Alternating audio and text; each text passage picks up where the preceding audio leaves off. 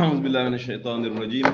بسم الله الرحمن الرحيم. إلى حضرة النبي المصطفى رسول الله صلى الله عليه وسلم وآبائه وأمهاته وإخوانه من الأنبياء والمرسلين والملائكة المقربين وآل كل والصحابة أجمعين وجميع أولياء من الغطابة الأوتاد والأبدال والنقباء والنجباء وسائر عباد الله الصالحين وإلى أرواح أسلافنا والدينا ومشايخنا وحواشينا وقاربنا وجميع أهل هذه السلسلة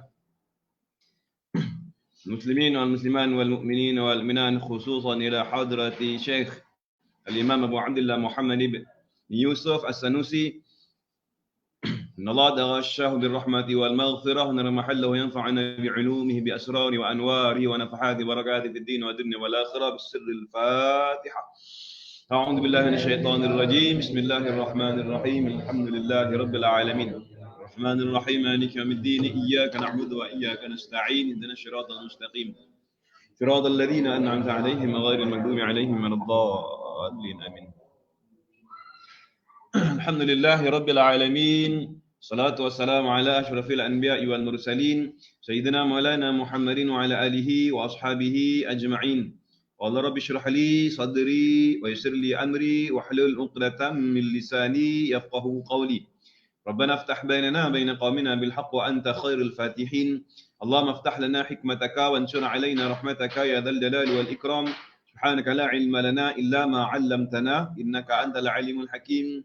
سبحانك لا فهم لنا إلا ما فهمتناه إنك أنت الجواد الكريم. اللهم لا سهل إلا ما جعلته سهلا وأنت تجعل الحزن إذا شئت سهلا. اللهم صل وسلم وبارك على نور الأنوار وسر الأسرار ترياق الأغيار ومفتاح باب اليسار سيدنا مولانا محمد المختار وآله الأطهار وأصحابه الأخيار عدد نعم الله وإفضاله. ولا حول ولا قوة إلا بالله العلي العظيم. ولا حول ولا قوة إلا بالله العلي العظيم. ولا حول ولا قوة إلا بالله العلي العظيم. السلام عليكم ورحمة الله تعالى وبركاته. Waalaikumsalam warahmatullahi wabarakatuh. Selamat pagi dan salam ceria, salam kasih sayang daripada saya. Semoga berada dalam keadaan yang sihat. Apa khabar tuan-tuan, encik-puan dan anak-anak sekalian? Alhamdulillah. Syukur kehadirat Allah Subhanahu wa taala kerana pada pagi ini kita dapat menyambung kembali sesi kuliah duha pengajian ilmu berkitab yang menggunakan kitab Matan Ummul Barahin. Dan pada hari ini tuan-tuan dan encik-puan, kita nak membincangkan dan juga akan bersama-sama mendengar perkongsian daripada saya, iaitu topik berkenaan tentang apakah itu ma'rifah dan juga ciri-ciri ataupun rukun ma'rifah. Baik, dan sebelum tu tuan-tuan dan encik-puan, sebelum kita meneruskan sesi pada pagi ini, okey, jom sama-sama apa kata kita berselawat ke atas Nabi Muhammad sallallahu alaihi wasallam sebanyak 7 kali. Okey. Bersama kita bacakan dengan lafaz bismillahirrahmanirrahim. Allahumma salli ala sayyidina Muhammadin salatan takunu fi khazainillahi wa takunu lana walil mu'minina farajan wa farahan wa surura wa ala alihi wa sahbihi wa sallim tasliman katsira. Allahumma salli ala sayyidina Muhammadin salatan takunu fi khazainillahi wa takunu lana walil mu'minina farajan wa farahan wa surura wa ala alihi wa sahbihi wa sallim tasliman katsira. Allahumma salli ala sayyidina Muhammadin salatan takunu fi khazainillahi wa takunu lana walil mu'minina farajan wa farahan wa surura wa ala alihi wa sahbihi wa sallim tasliman katsira. Allahumma salli ala sayyidina سيدنا محمد صلاة تكون في خزائن الله نورا وتكون لنا وللمؤمنين فرجا وفرحا وسرورا وعلى آله وصحبه وسلم تسليما كثيرا اللهم سيدنا محمد صلاة تكون في خزائن الله نورا وتكون لنا وللمؤمنين فرجا وفرحا وسرورا وعلى آله وصحبه وسلم تسليما كثيرا اللهم صل على سيدنا محمد صلاة تكون في خزائن الله نورا وتكون لنا وللمؤمنين فرجا وفرحا وسرورا وعلى آله وصحبه وسلم تسليما كثيرا اللهم صل على سيدنا محمد صلاة تكون في خزائن الله نورا وتكون لنا وللمؤمنين فرجا وفرحا وسرورا وعلى آله وصحبه وسلم تسليما كثيرا اللهم صل على سيدنا محمد صلاة تكون في خزائن الله نورا وتكون لنا وللمؤمنين فرجا وفرحا وسرورا وعلى آله وصحبه وسلم تسليما كثيرا الحمد لله ثم الحمد لله والشكر لله ما شاء الله كان وما لم يشاء لم يكن ولا حول ولا قوة إلا بالله. Sekali lagi alhamdulillah, syukur kita ke hadirat Allah Subhanahu wa taala. Tuan-tuan dan cik-puan yang baru bersama-sama dengan sesi pada pagi ini. Pada pagi ini insya-Allah kita akan menyambung perbincangan kita dengan menggunakan kitab Matan Ummul Barahin dan subtopik kita pagi ini adalah untuk membincangkan kewajipan sebagai seorang Islam mengenal Allah Subhanahu wa taala ataupun makrifah dan apakah itu makrifah dan apakah pula dia punya syarat untuk digelarkan sebagai mengenal ataupun makrifah. Baik. Dan sebelum tu tuan-tuan dan cik-puan, jika sekiranya suara saya dapat didengari dan gambar saya dapat dilihat dengan jelas, mohon komen jelas, okey? Dan jangan lupa untuk tekan button like, love dan share, kongsikan sesi ni tuan-tuan dan cik-puan. Semoga mudah-mudahan manfaat daripada perkongsian pagi ini akan semakin berkembang dan mudah-mudahan setiap perkongsian yang anda lakukan ianya akan mendapat keberkatan daripada Allah Subhanahu wa taala. Barakallahu fikum ajma'in dan semoga Allah Subhanahu wa taala merahmati tuan-tuan dan cik-puan dan anak sekalian.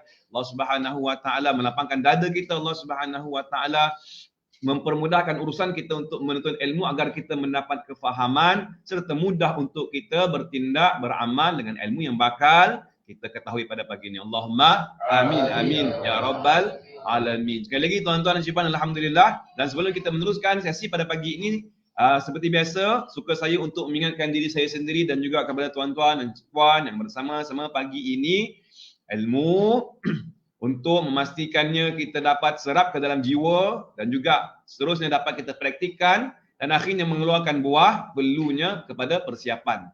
Kita mesti bersiap sedia sebelum kita nak menuntut ilmu. Dan ada 4 persiapan, persediaan yang selalu saya suka untuk ulang dan ulang sebagai peringatan buat diri saya sendiri dan juga kepada tuan-tuan dan puan serta anak-anak yang kasih sekalian. InsyaAllah mudah-mudahan dengan kita sentiasa ingat, kita akan dapat mencapai apa yang ingin kita capai, insya-Allah. Yang pertama sekali tuan-tuan dan cik-puan, ilmu memerlukan bekas. Bekas adalah hati kita. Maka hati kita perlu direndahkan, didalamkan, dilapangkan kerana Allah Subhanahu wa taala. Ataupun mestilah kita memilih untuk bersikap tawaduk, merendahkan diri kerana Allah Subhanahu wa ta'ala. Yang kedua, tuan-tuan dan puan-puan, di antara perkara yang sangat penting dan dia adalah merupakan benih, iaitu niat. Niat akan menentukan hasil. Apa kita tanam, insya-Allah itu yang akan keluar. Lalu ada 3 niat yang perlu kita kena hadirkan dalam hati kita. Yang pertama sekali, ya Allah, sesungguhnya aku menuntut ilmu, aku meluangkan masaku pada pagi ini, aku hadir bersama-sama dalam majlis ilmu ini adalah semata yang pertama sekali aku nakkan ilmu yang bermanfaat, ya Allah.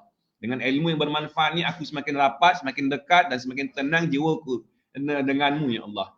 Yang kedua setelah aku memiliki ilmu, telah Engkau kurniakan kepadaku ilmu, ya Allah, permudahkanlah urusanku untuk beramal dengan ilmu-ilmu yang telah Engkau rezekikan, yang telah Engkau berikan, yang telah Kau tambahkan kepadaku.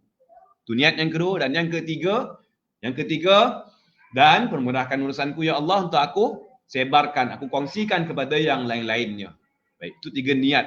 Dan ketiga-tiga ni kita lakukan, mention balik tuan-tuan dan puan dalam diri kita. Ketiga-tiga ni kita lakukan adalah semata-mata kerana-Mu, ya Allah. Kerana untuk mendapatkan perhatian daripada-Mu, ya Allah, untuk mendapat keredaan-Mu, ya Allah, agar bila mana kita mendapat keredaan, insya-Allah jiwa kita semakin tenang. Ini niat yang kedua. Okey, yang ketiga, tuan-tuan dan cik-puan, align, buat elemen balik sangkaan dan fikiran.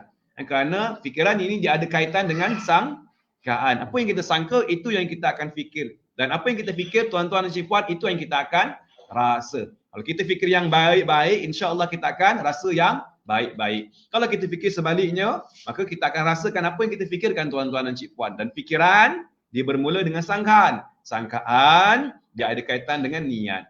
Alhamdulillah, kita dah niatkan tadi, maka tuan-tuan dan cik-puan sekalian, stick di atas niat kita. Sangka itu yang insya-Allah kita akan dapat, itu yang kita akan capai. Okey? Dan rasakan.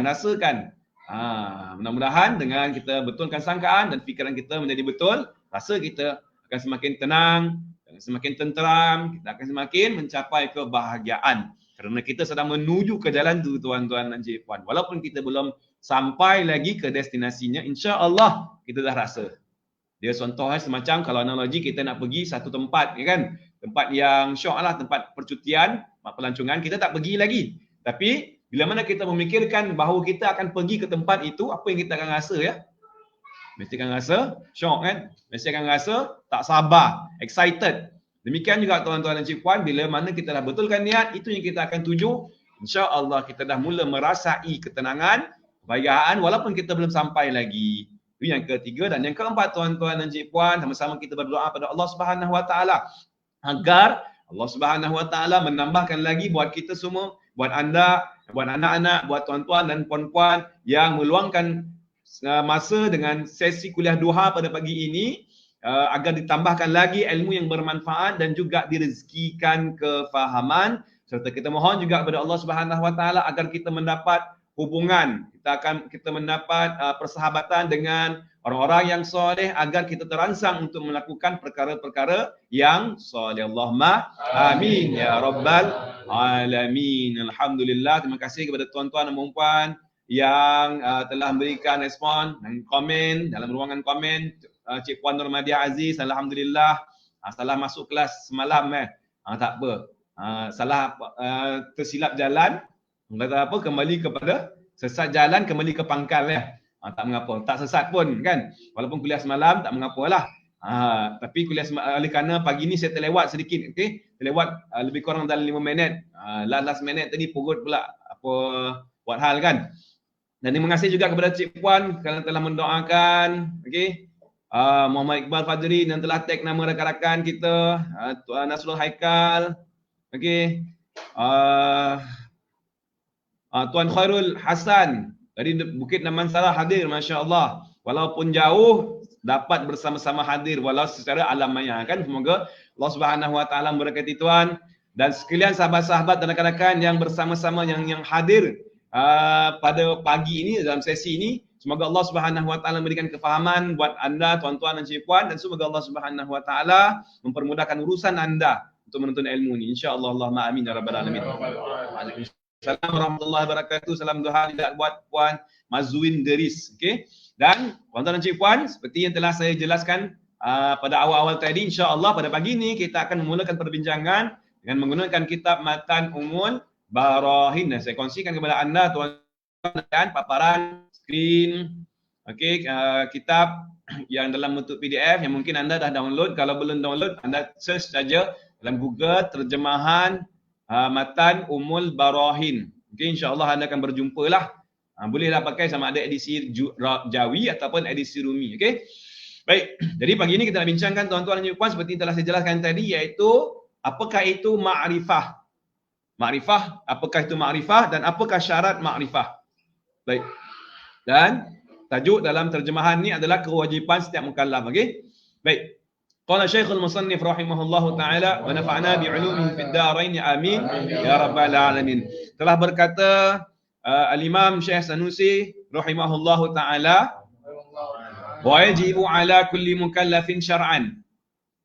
Wa yajibu ala kulli mukallafin syar'an ay ya'rifa ma yajibu fi haqqi maulana jalla wa azza wa ma yastahilu wa ma yajuzu. Wa kadza yajibu alaihi ay ya'rifa mithla dhalika fi haqqi rusuli alaihimus salatu wassalam. Itu matan ni dalam bahasa Arab. Okey. Dan kita nak ulang sekali lagi, dan ulangan sekali lagi ni tuan-tuan dan cik-puan, anda boleh baca bersama-sama dan akan dipimpin oleh anak-anak yang berada di sinilah. Okey. Baik. Boleh mulakan. Bismillah. Bismillahirrahmanirrahim. Wa yajibu ala kulli mukallafin syar'an an ya'rifa ma yajibu fi haqqi maulana jalla wa azza wa ma yastahilu wa ma yajuzu. وكذا يجب عليه أن يعرف مثل ذلك من حق الرسول عليه الصلاة والسلام. Alright. Itu matanya dalam bahasa Arab. Okey. Anda boleh dengar ke? Boleh dengar boleh dengar, tapi dia punya volume ni agak kurang kan? Bila volume kurang pun energi pun jadi kurang. Okey. Dia punya rules biasa, simple je tuan-tuan dan puan.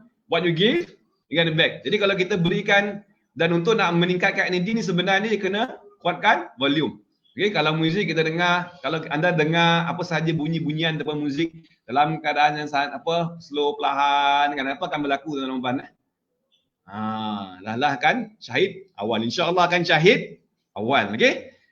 Jadi untuk dia punya formulanya simple saja. Semakin kita kuatkan suara, insya-Allah semakin meningkatlah kita punya level energi. Jadi kita nak sekali lagi ulang. Boleh ke boleh?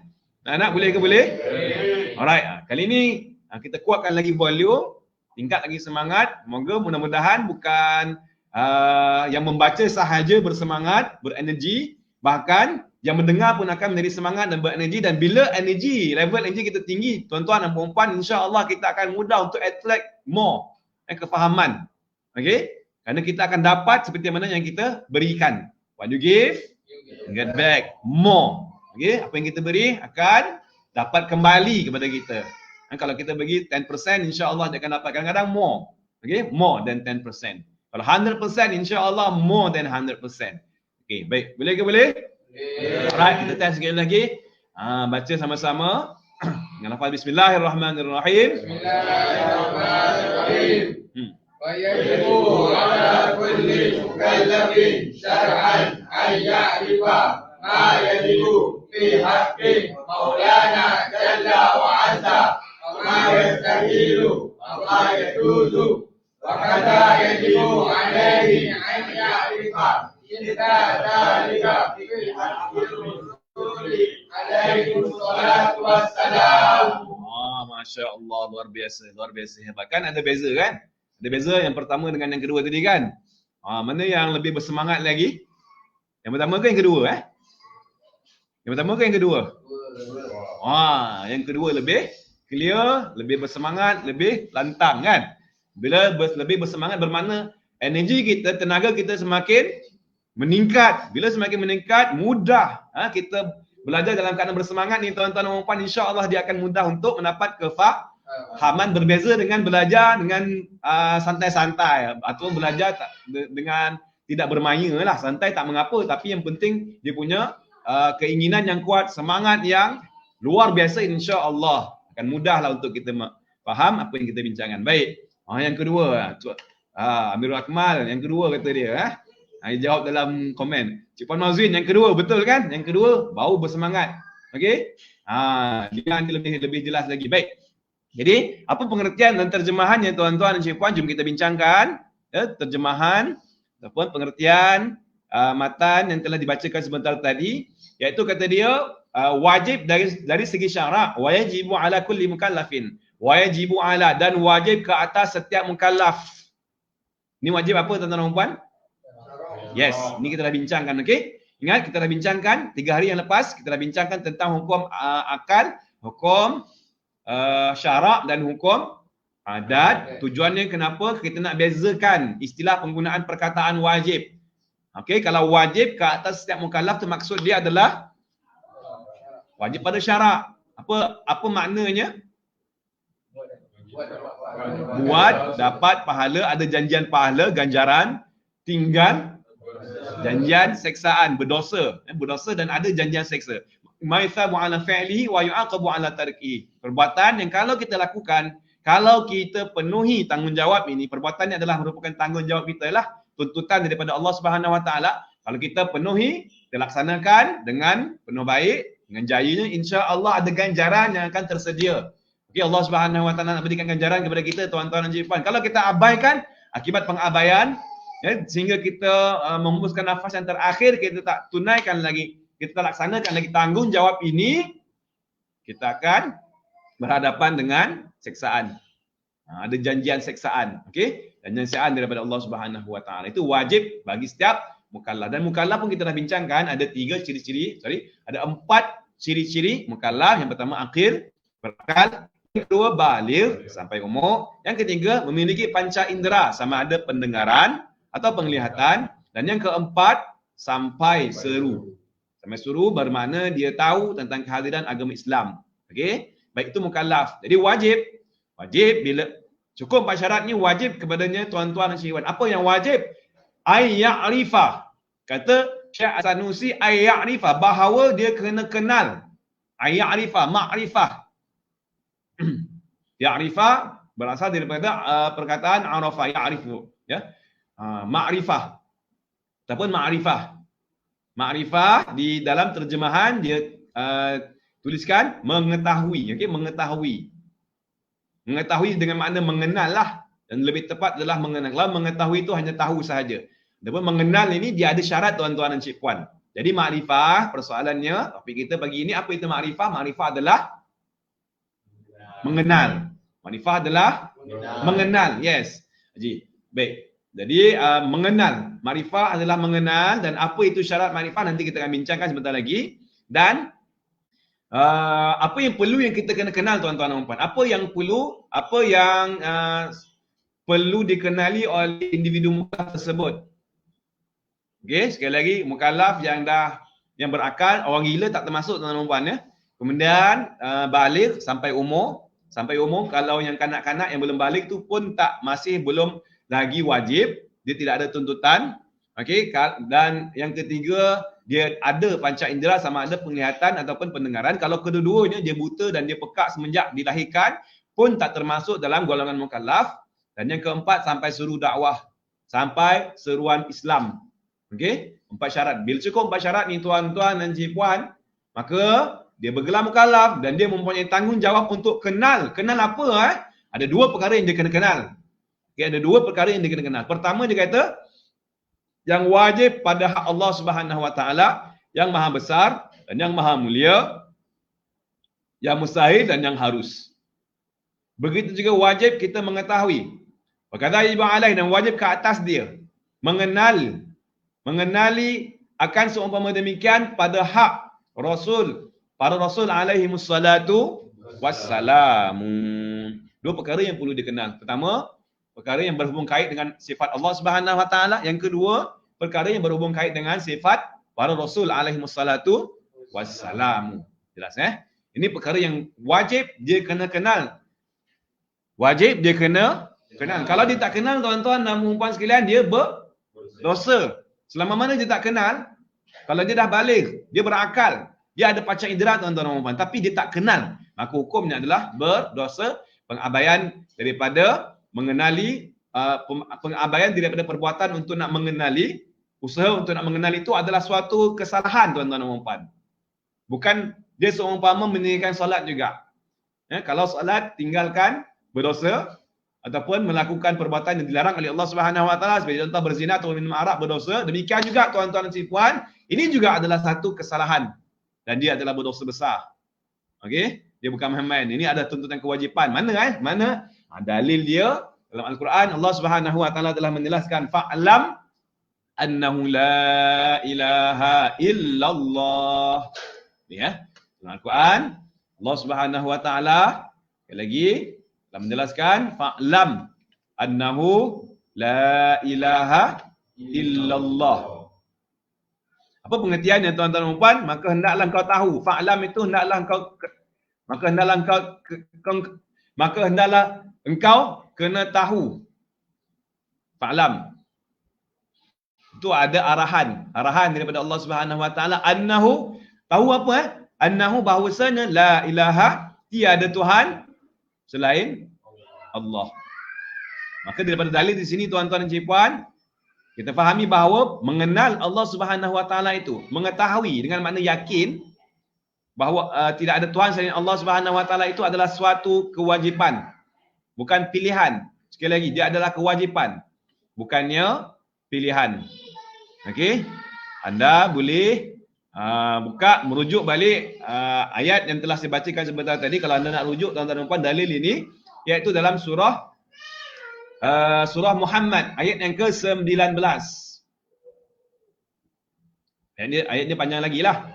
Alam annahu la ilaha illallah wastaghfir li dhanbika walil mu'minina wal mu'minat wallahu ya'lamu mutaqallibakum wa mathwaakum. Wallahu ya'lamu mutaqallabakum wa mathwaakum. Ayat yang ke-19 ayat surah Muhammad. Baik. Jadi dalam tu ada dalil kewajipan kita mengenal Allah Subhanahu Wa Taala. Tuan Muhammad Asy'ari, kitab Matan Ummul Barahin, ya. Kitab Matan Ummul Barahin tuan, ya. Baik.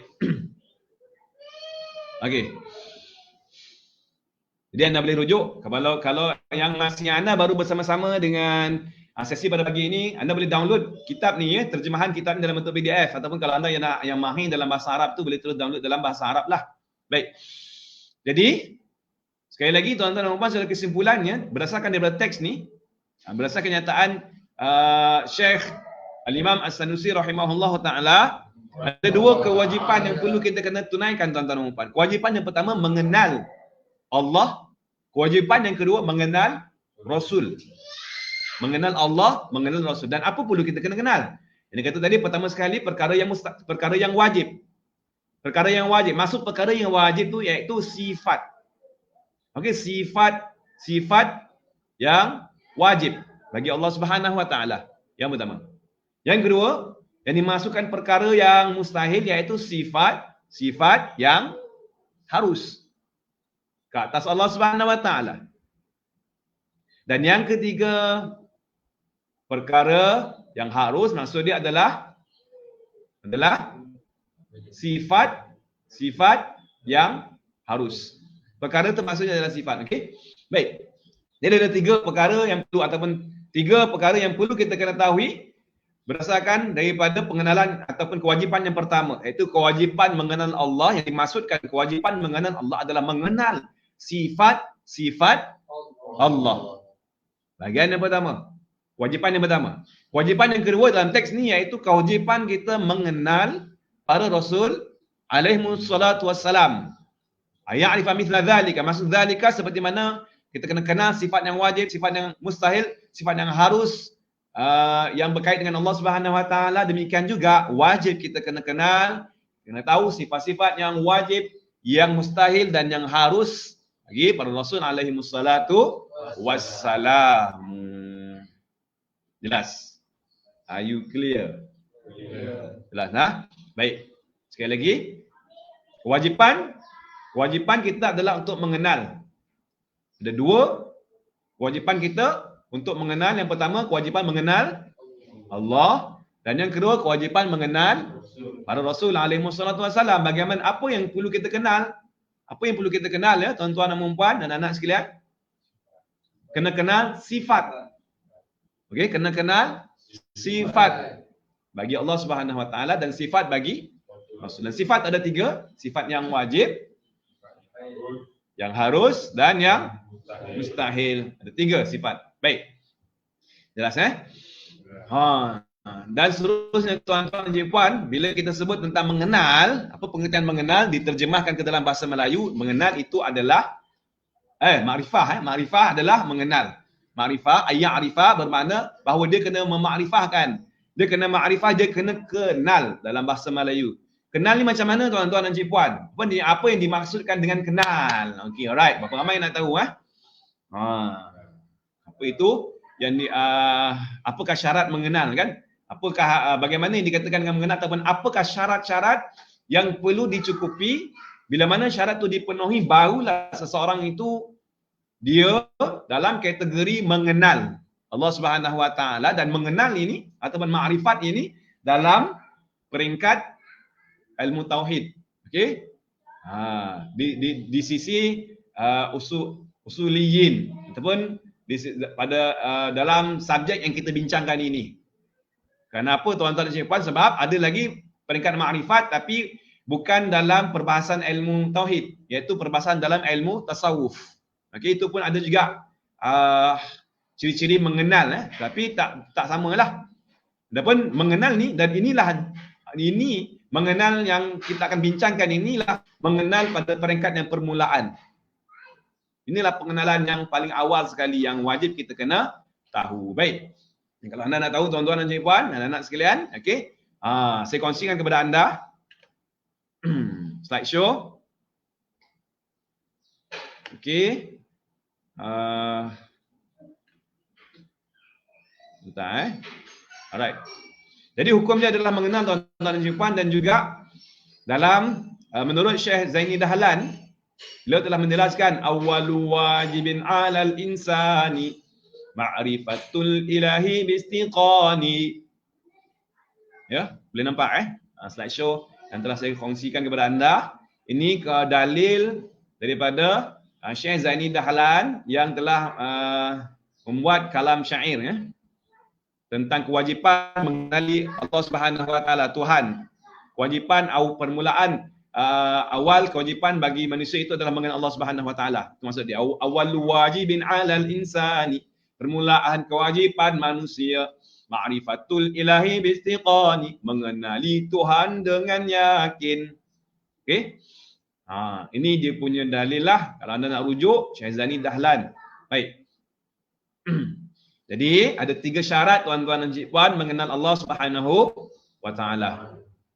Ada 3 syarat. Ada berapa Ada 3 syarat mengenal Allah Subhanahu Wa Taala. Maksudnya apa tuan-tuan dan puan? Kalau sekiranya syarat ini dipenuhi, barulah seseorang itu dia termasuk dalam kategori golongan yang mengenal Allah Subhanahu Wa Taala. Kalau tidak cukup syarat ni tuan-tuan dan puan-puan sekalian dan anak-anak dikasih, maka dia belum lagi termasuk dalam golongan yang kenal. Okey, apa beza kenal? Kenal, inilah 3 syarat ni nanti kita akan bincangkan. Dan apa beza dia dengan ilmu, tahu? Okey, ada perbezaan ke? Ada setengah kata ada perbezaan, setengah kata lebih kurang sama saja. Yang pentingnya tuan-tuan dan puan, sama-sama kita bincangkan dulu apa 3 syarat mengenal Allah ataupun ma'rifah. Baik. Jadi berdasarkan daripada Imam Al-Allamah Hudhudi, beliau menjelaskan bahawasanya takrifan ataupun definisi ma'rifah ini iaitu al-jazmu al-muwafiqu lil haqq an dalilin. Al-jazmu al-muwafiqu lil haqq an dalilin. Di sini ada 3 syarat tuan-tuan dan puan. Berdasarkan daripada apa yang dijelaskan oleh Imam Al-Allamah Al-Hudhudi, okey, beliau menjelaskan bahawasanya makrifah itu adalah al-jazmu al-muwafiqu lil haqq dalam bahasa Arabnya an dalilin. Tak faham? Itu ada terjemahan tu. Apa maksud dia? Jazam yang selari dengan hak. Al-muwafiqu lil haqq. Kemudian An dalilin, mempunyai dalil, bersandarkan kepada dalil. Boleh nampak dengan jelas ya? Boleh nampak slide dengan jelas, okey? Jadi ada 3 tuan-tuan dan puan. Apa yang pertama sekali? Jazam. Yang kedua, hak. Dan yang ketiga, dalil. Okey? Jazam, hak, dalil. 3 syarat ni. Apa itu jazam Apa itu hak dan apa itu dalil? Sebelum saya explain ataupun jelaskan secara terperinci ketiga-tiga ni tuan-tuan dan puan, apa kata sama-sama kita ulang. Yang pertama sekali apa? Jazam. Yang kedua, hak. Dan yang ketiga, dalil. Baik. Apa 3 ni 3 ni adalah syarat mengenal Allah ataupun syarat makrifah. Okey, syarat makrifah ada 3. Boleh kita ulang sekali lagi anak-anak? Boleh ke boleh? Boleh ke boleh? Alright, yang pertama jazam, yang kedua excellent, yang ketiga baik, luar biasa, alhamdulillah. Baik. Jadi apakah maksud jazam? Apakah itu hak dan apa itu dalil? Jom kita tengok sama-sama. Jazam maksud dia adalah yakin. Jazam adalah yakin. Dia adalah peringkat yang tertinggi ataupun samalah lebih kurang dengan ilmu. Okey? Sama dengan ilmu. Ingat lagi? Rasanya dalam sesi ni saya belum kongsikan lagi kan. Ada 5 level semua tuan-tuan dan puan. Ada berapa? Ada 5 level. Level yang paling tinggi sekali adalah ilmu ataupun yakin. Di bawah ilmu dipanggil dhan. Bawah dhan syak. Bawah syak waham dan bawah waham jahil. 5 kan? Ada 5. Okay, yang paling tinggi sekali, pertama sekali adalah ilmu. Yang kedua adalah dhan. Ilmu adalah 100%, 100%. Kalau kita bagi percentage ilmu adalah 100%. Yang kedua, dhan. Dhan di bawah ilmu iaitu antara 99.99% dia ada lagi tak cukup. Walaupun 0.001%. Okey, dipanggil daripada 99 sehingga 51. Itu dia panggil dhan. Dia berat ke arah nak tahu tapi dia masih lagi tak penuh.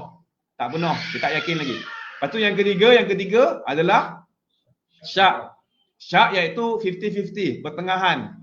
Ya, antara ilmu dengan bawah sekali jahil. Okey. Bawah syak adalah waham. Waham iaitu 49 sehingga 1%. Okey, waham 49 sehingga 1%. Dan yang paling bawah sekali adalah al-jahl. Jahlu adalah kosong. Jahl adalah kosong. Okey?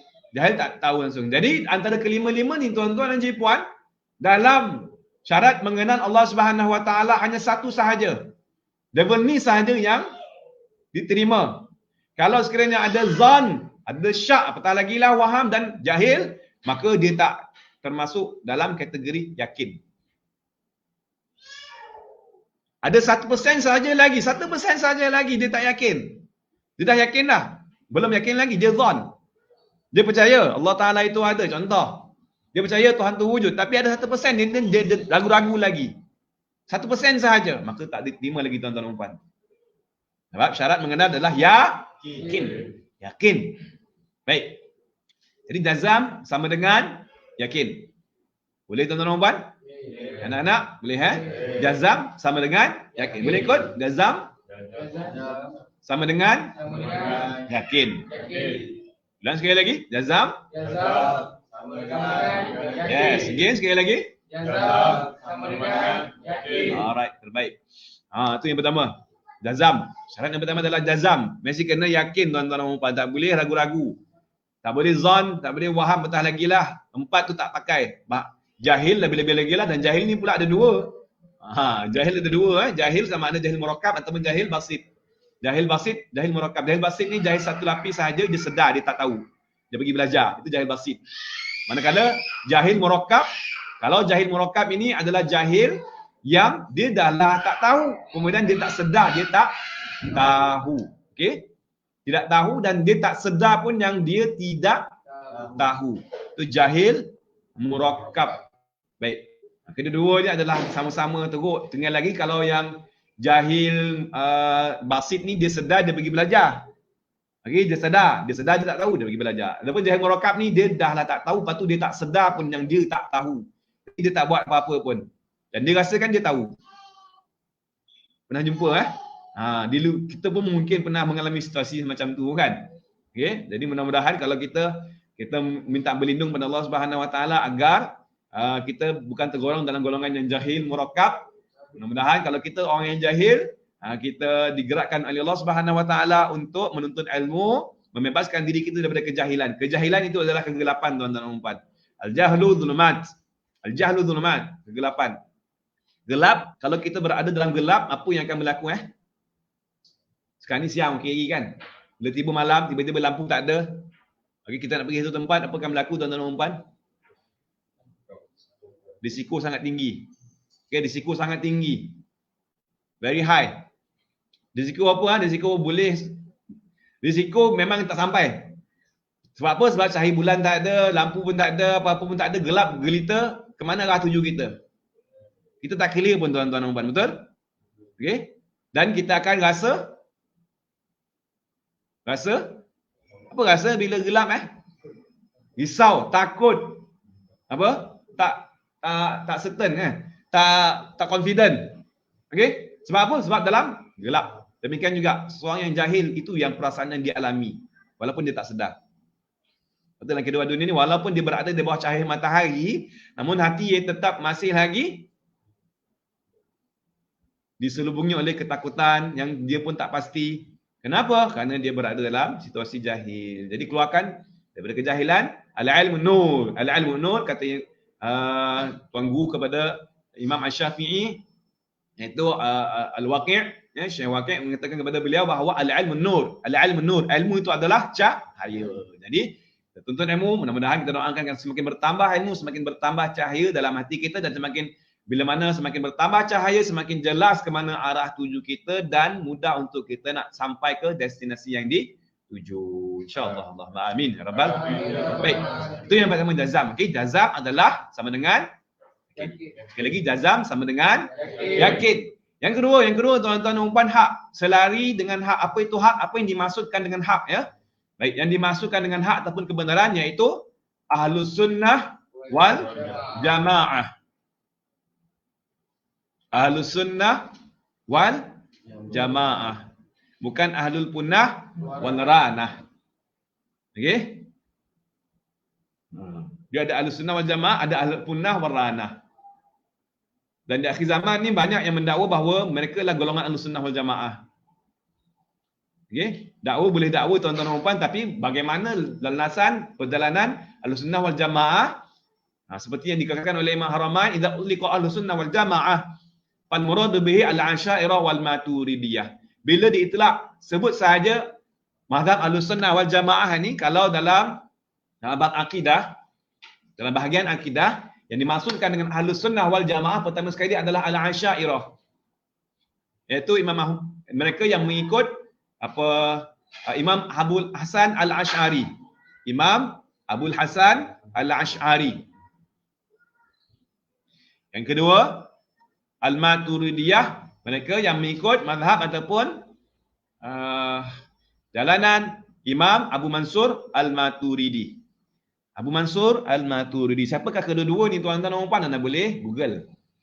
Simple kan teknologi? Google saja. Siapakah itu Imam Abu Hasan Al-Asy'ari dan siapakah itu Abu Mansur Al-Maturidi? Inilah yang diitlakkan sebagai landasan Ahlus-Sunnah wal Jamaah menurut Imam Al-Haramain.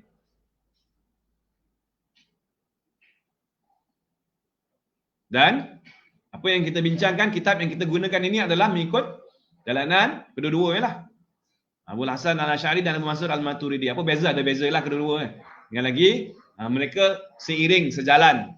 Tak banyak pun perbezaannya lah. Alright? Dari segi akidah, berpegang kepada Allah Ta'ala itu mempunyai sifat, mesti punya sifat itu ada persamaan. Tidak ada percanggahan sama sekali. Okay? Ini dalam mazhab Ahlus-Sunnah wal Jamaah, mazhab Maturidi, mazhab Al-Asy'ari. Dalam akidah. Adapun mazhab Syafi'i, mazhab Hambali, mazhab Maliki, mazhab Hanafi. Keempat-empat ni adalah mazhab dalam bahagian ibadah. Fiqh. Ibadah, jinayah, munakahat, muamalat. Okey. Dalam syariat yang zahir itu digunakan pakai 4 mazhab. Kemudian dalam mazhab ilmu tasawuf pun ada juga mazhab ni tuan-tuan dan puan. Okey. Baik, itu hak.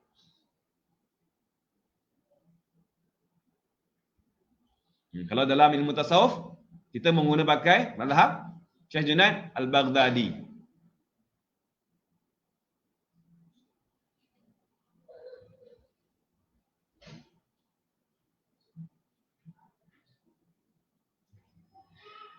Dan seterusnya yang terakhir tuan-tuan dan puan. Baik, yang kedua ni adalah apa yang dimasukkan hak sekali lagi. Kita ulang, yang kedua adalah hak. Hak itu iaitu selari dengan hak yang dimasukkan selari dengan hak iaitu Ahlus Sunnah. Maksudnya keyakinan kita tadi itu adalah berdasarkan kepada landasan Ahlus Sunnah wal Jamaah, bukan berdasarkan kepada logik kita semata-mata. Alright? Bukan sandar kepada golongan yang bukan Ahlul Jamaah seperti Syiah, tidak sama sekali. Ataupun golongan-golongan yang terkeluar daripada fahaman Ahlus Sunnah wal Jamaah, iaitu golongan-golongan Mu'tazilah. Okey? Walaupun mereka yakin jazam putus, tapi kalau tak selari maka dia tak dikatakan tak termasuk dalam golongan mengenal dengan sebenarnya. Baik, dan yang terakhir tuan-tuan dan puan, syarat mengenal adalah dalil. Dalil kan ini bersandarkan kepada dalil. Apa itu dalil? Dalil iaitu bukti. Dalil adalah bukti. Dalil sama dengan bukti. Setiap keyakinan yang selari dengan Ahlussunnah wal Jamaah ni perlu kepada bukti. Dalil ataupun bukti tuan-tuan dan puan sekalian. Ada 2 bukti. Ada berapa? Ada 2 bukti. Baik, bukti yang pertama iaitu bukti dengan menggunakan akal. Iaitu dalil akli. Yang kedua, bukti yang menggunakan Al-Quran ataupun hadis Nabi SAW. Dinamakan sebagai dalil naqli. Okay, dalil akli, dalil naqli. Ain dengan nun. Beza dia. Naqli, akli. Akli, naqli. Faham tak? Jadi perkataan pun dia dah selari dah tu. Belakang tu dah selari. Depan tu yang berlainan huruf. Ain dengan nun. Okey? Nun qaf lam, naqli. Kalau akal, ain qaf lam.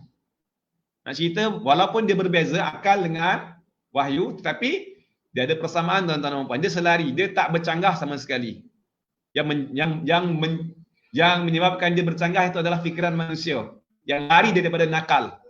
Bila dia lari daripada nakli, dia akan tak selari. Jelas Baik.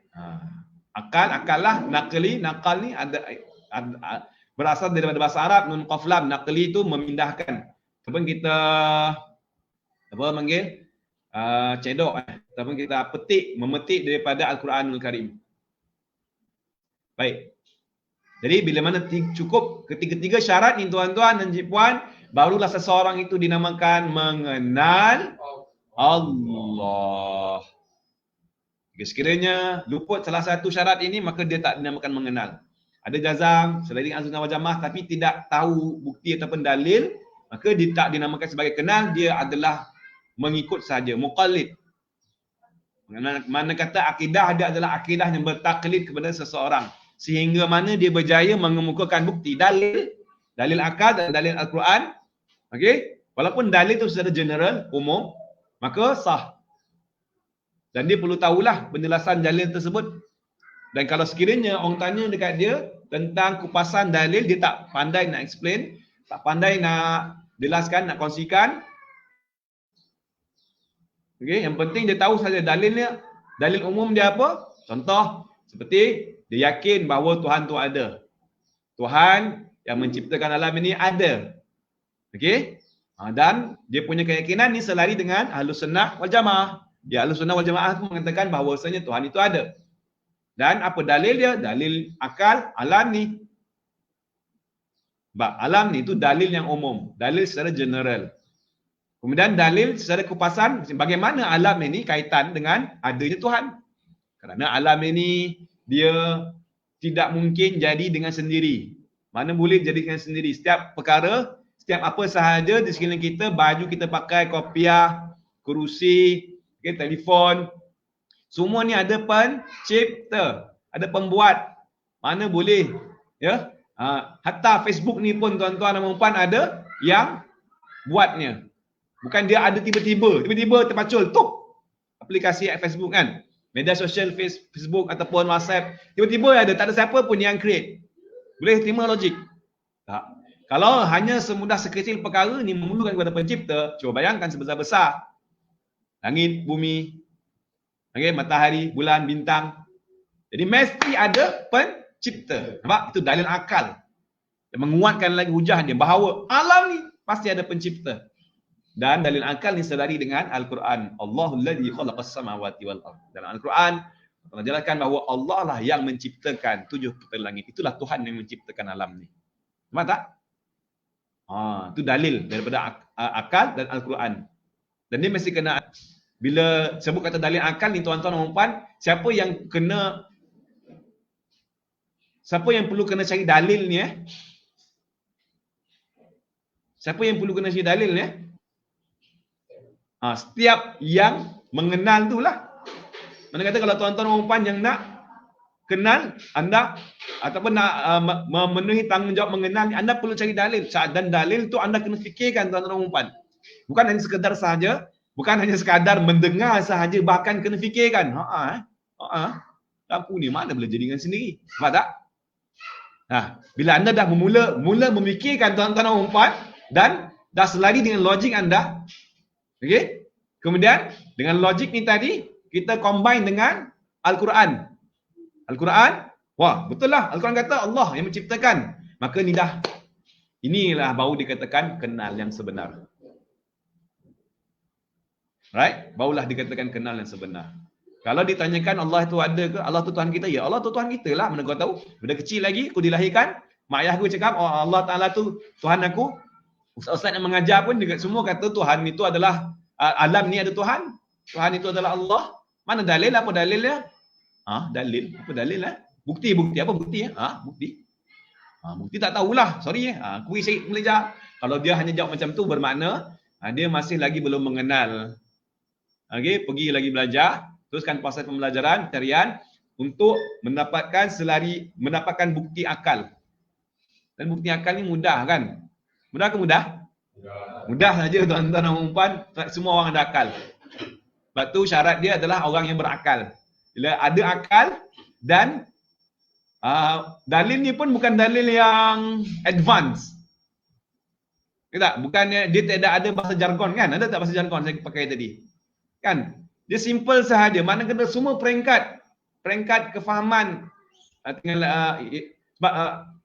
Tinggal lagi kefahaman yang sudah baligh lah.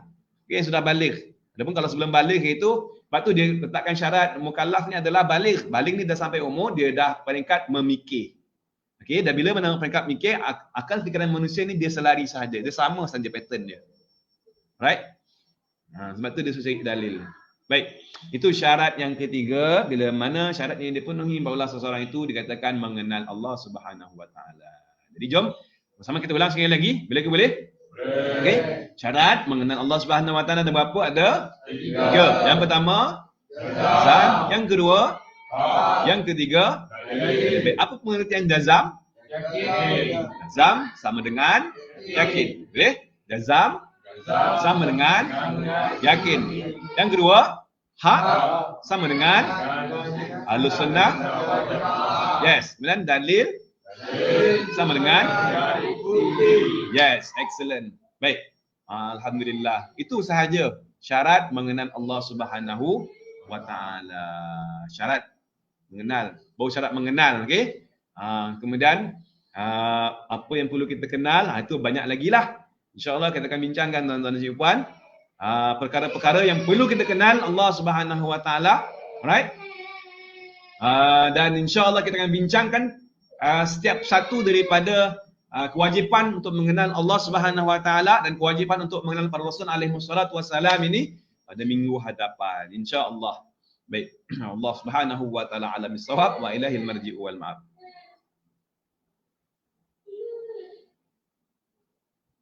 Dan sebelum kita menangguhkan, saya nak ingin komen daripada rakan-rakan yang bersama-sama Ibnu Sulaiman pengajian ni setiap hari mula jam berapa? Ya, setiap hari Isnin sehingga hari Khamis jam 9.30 pagi. Okey tuan? Terima kasih Cik Puan Nur Madiah telah tolong jawabkan 9.30 pagi, betul ya? 9.30 pagi. Bahas ilmu tauhid sah. Sah. Aywa. Syekh Tuan Muhammad Asy'ari Jisman. Okey? Matan Umul Barahin. Indak. Ni nak ni sesama dia ni. Okey? Mak Iqbal. Kewajipan mengenal Allah, mengenal sifat Allah. Terima kasih Cik Puan Nur Madiah kerana telah mencatatkan nota dalam ruangan komen. Alhamdulillah, Cik Puan Mazwin dah faham. Okey, jelas. Amin. Alright. Dan juga rakan-rakan yang telah memberikan komen dan telah tag nama Amirul Akmal. Okey, wa iyyak Cik Puan Nurun Najwa, okey. Barakallahu fik wa iyyak wa iyyaki. Dan semoga Allah Subhanahu Wa Taala memberkati tuan-tuan dan cik puan juga yang bersama-sama dengan sesi pada pagi ini serta anak-anak yang dikasihi sekalian. Semoga bertambah lagi kefahaman kita dan semakin jelas kita punya pendirian dan pegangan dan apa yang perlu kita kena pegang selepas ini, insya-Allah, mudah-mudahan. Allahumma amin. Amin ya rabbal alamin. Dan sebelum kita menangguhkan, seperti biasa tuan-tuan dan cik puan, kalau ada persoalan anda boleh tanyakan di ruangan komen di bawah. Okey, anda boleh tanya apa saja tentang persoalan yang anda ingin tahu ataupun kalau anda ada sebarang cadangan, okey, pandangan dan pendapat, anda boleh saja berkongsi dan malu dan segan silu. Okey, alright. Jadi kita nak dahulukan soalan kalau ada daripada anak-anak yang berhampiran dululah. Kalau ada pertanyaan dan persoalan. Ada? Bismillah. Alhamdulillah. Alhamdulillah. InsyaAllah Tuan Khairul Hasan dari Masjid Az-Zubair Ibn Awam, insyaAllah. Terima kasih kerana sama-sama dengan sesi pada pagi ini. Alright. Dan jangan lupa untuk kongsikan tuan-tuan dan puan sesi ini. Jika sekiranya bermanfaat dan mudah-mudahan insya-Allah dia akan insya-Allah pastinya ada perkara yang bermanfaat, ya. Dan semoga bila mana kita berkongsi dia adalah menjadi sebagai amalan jariah kita semasa di dalam kubur, dan kita niatkan juga pahala perkongsian tu kita hadiahkan pahalanya kepada kedua ibu bapa kita kalau mereka telah tiada, dan kepada semua ahli keluarga kita, dan kepada kalau jika sekiranya mereka telah tiada. Kalau yang ada tu dia boleh tengoklah. Kalau yang tak ada tu insya-Allah mudah-mudahan mereka sampailah pahala ganjaran. Kalau sekiranya dalam sesi perkongsian pagi ini mendapat ganjaran daripada Allah Subhanahu Wa Taala, mudah-mudahan mereka juga mendapat ganjaran tersebut. Allahumma amin. Amin. Baik. Ada soalan? Yes. Silakan.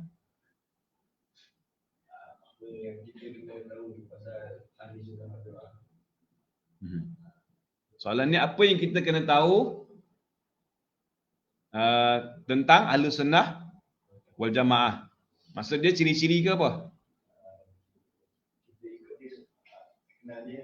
Bagaimana kita nak mengenal pasti Ahlus Sunnah wal Jamaah ataupun Ahlus Sunnah wal Ranah? Kita tambahlah. Macam mana kita nak kenal Ahlus Sunnah wal Jamaah ataupun Ahlus Sunnah wal Ranah? Ahlus Sunnah wal Jamaah dia mengikut 4 benda, ada 4 garis panduan. Pertama sekali Al-Quran. Yang kedua hadis Nabi sallallahu alaihi wasallam. Yang ketiga ijma' ulama yang muktabar. Okey? Yang muktabar, yang diiktiraf, yang mempunyai authority. Bukan Al-Quran saja, bukan hadis sahaja, bahkan juga ijma' ulama yang berautoriti. Dan yang keempat adalah qiyas. Ini sumber hukum, okey? Sumber hukum. Ahlus Sunnah wal Jamaah dia mengikut keempat-empat ni. Dia ikut keempat-empat. Sama ada Al-Quran, sumber tu didapati dari Al-Quran ataupun daripada hadis Nabi, ataupun ijma' ulama, sepakat ulama. Penjelasan tentang hukum tersebut tak disebut secara terperinci dalam Al-Quran dan hadis Nabi sallallahu alaihi wasallam. Contoh seperti ambil wudu. Okey, ambil wudu. Apabila kamu ingin mendirikan salat, faghsilu wujuhakum, maka hendaklah kau basuh mukamu. Bagaimana? Macam mana cara nak basuh? Daripada mana ke mana? Mana had sekatan basuhan tersebut? Berapa kali nak kena basuh? Nampak? Dalam hadis Nabi diceritakanlah berapa kali. Cuma had tu di mana? Lelaki sampai mana? Perempuan sampai mana? Nampak? Faghsilu wujuhakum wa aydiyakum. Ya? Ingat lagi ayat tu. Idza kuntum ila shalah faghsilu wujuhakum. Itu sebagai contoh. Jadi dalam ayat ini dia tak jelaskan secara terperinci, tuan-tuan dan puan. Okay? Lalu bagaimana kita nak tahu? Maka dia merujuk kepada ijma'. Yang dimasukkan ijma' ni tuan-tuan dan puan secara mudahnya, Imam Syafi'i, ijma' oleh mazhab Imam Syafi'i, ulama'-ulama' yang berautoriti, yang mempunyai, dia panggil sebagai muktabar, yang diiktiraf tuan-tuan dan puan. Jangan cari ulama' yang tak diiktiraf, ulama' yang mungkin nama dia baru naik. Okay? Ulama' mu'asarah. Ada juga ulama mu'asarah. Kalau ulama mu'asarah, ulama yang moden ini, kalau dia merujuk kepada ulama mutabar, yes, itulah dia Ahlussunnah wal Jamaah. Tapi kalau dia tidak merujuk kepada para ahli ulama, bahkan mempertikaikan pula keputusan yang dibuat oleh ijma'. Maka itu adalah yang terkeluar daripada landasan. Itulah yang dikatakan syaz. Dia terkeluar daripada ijma'. Ijma' ni adalah kesepakatan ulama dalam memutuskan satu hukum. Dah disepakati pun, walaupun ada khilaf, tapi dah disepakati. Okey, khilaf tu dah lama dah dibincangkan, dah selesai pun isu dia, dan ada hukum yang dah disepakati. Maka ikut saja hukum disepakati, dan setiap Ahlussunnah ataupun ulama yang mengikut kesepakatan tersebut, itulah dia Ahlussunnah wal Jamaah. Setiap yang mempertikaikan, yang cuba untuk nak menghidupkan balik dia punya khilaf, percanggahan, dia memainkan sentimen khilaf, kemudian mengkuncak-kacirkan pendirian umat Islam, amalan umat Islam yang telah dibuat, maka ini adalah yang terkeluar daripada Ahlussunnah wal Jamaah. Dia adalah golongan Ahlussunnah wal Qaranah. Right? Dan yang keempat adalah kias. Kias ni adalah berdasarkan kepada sesuatu yang tak disebutkan dalam Al-Quran dan hadis, dia hanya kias. Kias saja. Seperti contoh hukum dalam ilmu fiqh, kias diguna pakai seperti contohnya vape contoh. Tu hukum yang moden lagi lah, vape. Vape dia tak ada api kan. Ataupun kias dihukum kepada contoh seperti dalam hadis Nabi SAW, hukumnya tentang najis mughalladzah, yang berkait dengan najis mughalladzah, iaitu bila mana anjing jilat bekas, zawulul qalb ina'i hadikum, bila mana anjing menjilat bekas kamu, maka hendaklah cara pembasuhannya 7 kali, salah satu ihdahunna biturab, dengan air tanah. Okey, sertu ataupun samak. Tapi tak disebutkan khinzir. Tak disebutkan khinzir pun. Khinzir semua disebutkan haram saja makan. Itu dipanggil kias. Kias kepada anjing. Yang mana anjing ni kalau kita tengok dia punya ciri-cirinya begitu, apatah lagi lah khinzir. Khinzir lebih teruk lagi daripada anjing, kerana khinzir dia makan semua balun. Kan? Dia balun semua sekali. Dah kira masuk semua. Masuk. Sampah ke sampah lah. Boleh makan sekali, boleh sumbat semua. Khinzir. Okay? Jadi tu kias. Maka bila mana merujuk kepada empat-empat ni tadi, barulah dia selari dengan Ahlussunnah wal Jamaah, barulah itu yang dikatakan mengikut Ahlussunnah wal Jamaah. Baik. Betul Cik Puan dan Radiah, baru na'ab. Biasanya macam itulah. Baru na'ab. Maksudnya kebanyakannya golongan yang baru na'ab. Baru belajar hari ini, kemudian dijumpa benda-benda yang khilaf ini, dan dia mengembar-gemburkan khilaf. Padahal isu tu telah dibahaskan oleh ulama. Dia dah ijma' dah. Dia dibahas, ada perselisihan pendapat, kemudian dah dibincangkan dan dah ada kata sepakat. Kenapa tak fokus kepada kata sepakat? Kenapa nak pergi balik? Gembar-gemburkan lagi dia punya pertikaian ataupun percanggahan tu, sedangkan percanggahan tu dah dibincangkan. Baik.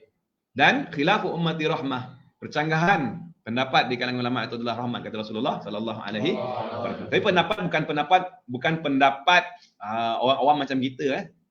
Bukan pendapat ular dalam semak. Okey, pendapat ulama. Kalau pendapat ular dan semak memang parah lah.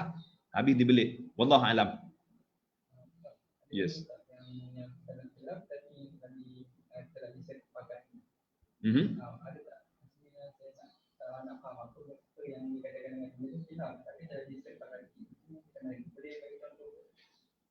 Khilaf tapi telah disepakati. Alright. Contoh kalau contoh apa contoh khilaf tapi perkara itu telah disepakati. Nanti insya-Allah minggu depan kita bincangkan perkara itu. Akan dijawab, okey? Kalau on the spot ni kena cari dulu lah. Satu perkara yang khilaf tapi disepakati kalau dalam dia ada sama ada dalam bahagian akidah ataupun dalam bahagian ibadah. Dia ada benda yang khilaf tapi benda tu dah disepakati. Dia ada beberapa pilihan.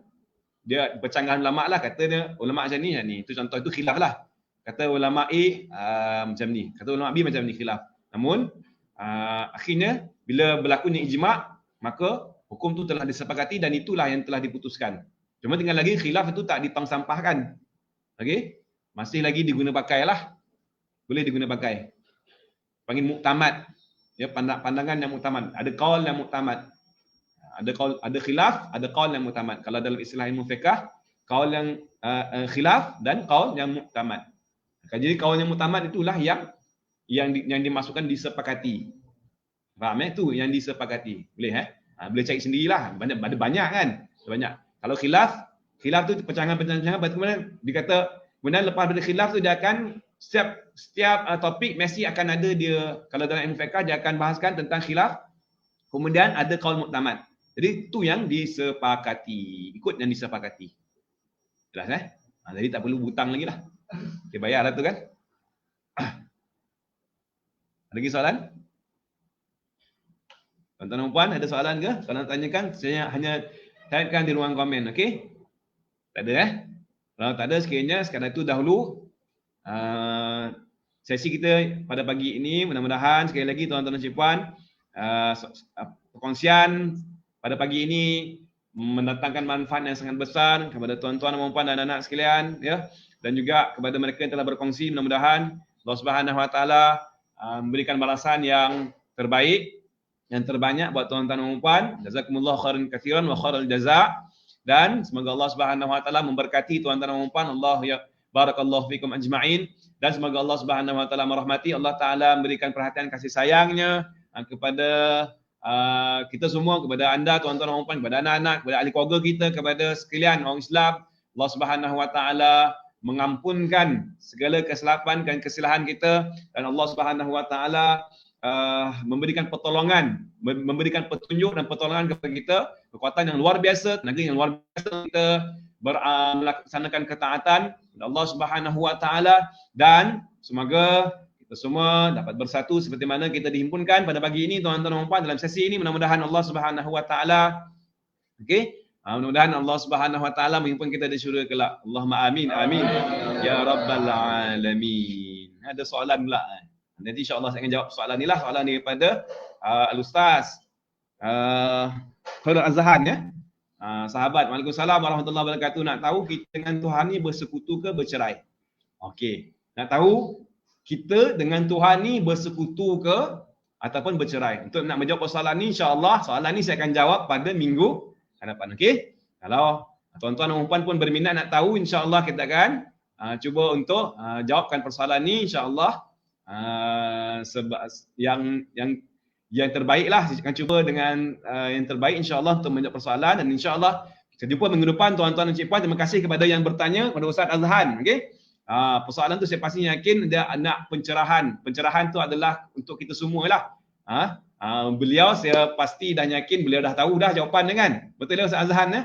Alright, kepada anda semua, mungkin ini adalah satu isu yang ditimbulkan oleh golongan yang mana mempertanyakan, persoalkan bahawa kita ni bersekutu ke ataupun kita bercerai dengan Allah Subhanahu Wa Taala. Jadi insya-Allah sama-sama kita tahu jawapannya pada minggu hadapan. Dan kalau tidak ada hal melintang tuan-tuan dan puan, kita akan sambung sesi ini pada hari Senin. Kalau sekiranya ada perkara yang tak dapat dielakkan, kita akan sambung pada hari Selasa. Alright?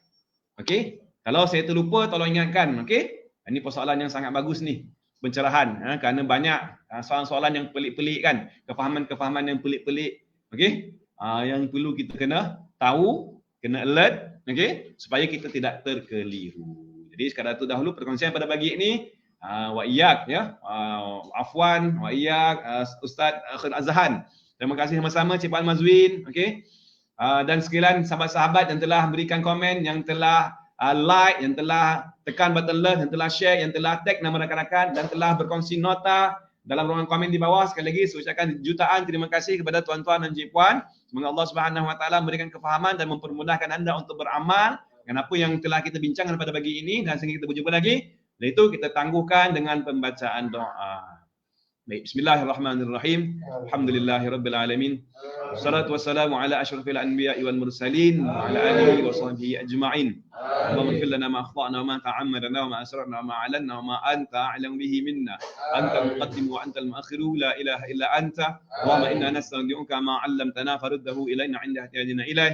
Allahumma ij'alna min ulama'ika al-'amilin al-mukhlisin al-ghurr al-muhajjalin haqqiq lana amalana ya rabbal alamin. Allahumma ighfir lana dhunubana wa liwalidina warhamhum كما ربينا صغيرا ولمشايخنا ولجميع المسلمين والمسلمات والمؤمنين والمؤمنات الأحياء منهم والأموات. اللهم إنا نسألك علوما نافعة وأرزاقا واسعة وأعمالا صالحة مقبولة وسعادة الدارين وحسن الخاتمة وأنت خير الرازقين. اللهم اجعل جمعنا هذا جمعا مرحوما وتفرقنا من بعده تفرقا معصوما. اللهم لا تنتهنا، اللهم لا تنتهنا، اللهم لا تنتهنا.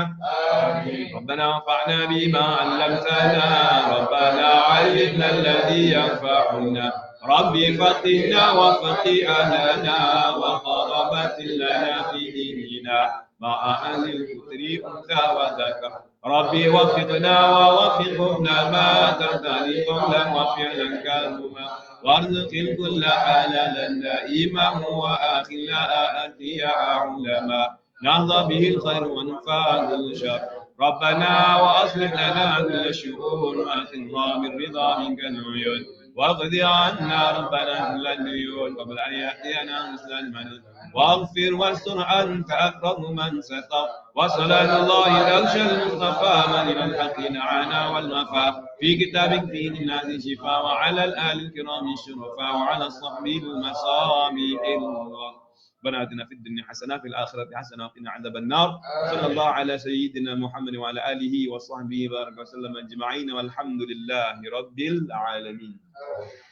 Salah dan silap pastinya ada tuan-tuan dan Cik Puan. Oleh itu saya mohon ampun dan maaf atas setiap kekurangan daripada diri saya. Sekali lagi terima kasih, dan sehingga kita berjumpa lagi kita tangguhkan dengan tasbih kafarah dan surah Al-As. Subhanakallahumma wa bihamdik asyhadu an la ilaha illa anta astaghfiruka wa atubu ilaik. Bismillahirrahmanirrahim. والعصر إن الإنسان لفي خسر الذين آمنوا وعملوا الصالحات وتواصوا بالحق وتواصوا بالصبر. Sehingga kita berjumpa lagi. Aku qouli hadza wa astaghfirullahal azim li wa lakum. Billahi taufiq wal hidayah. Assalamualaikum warahmatullahi wabarakatuh.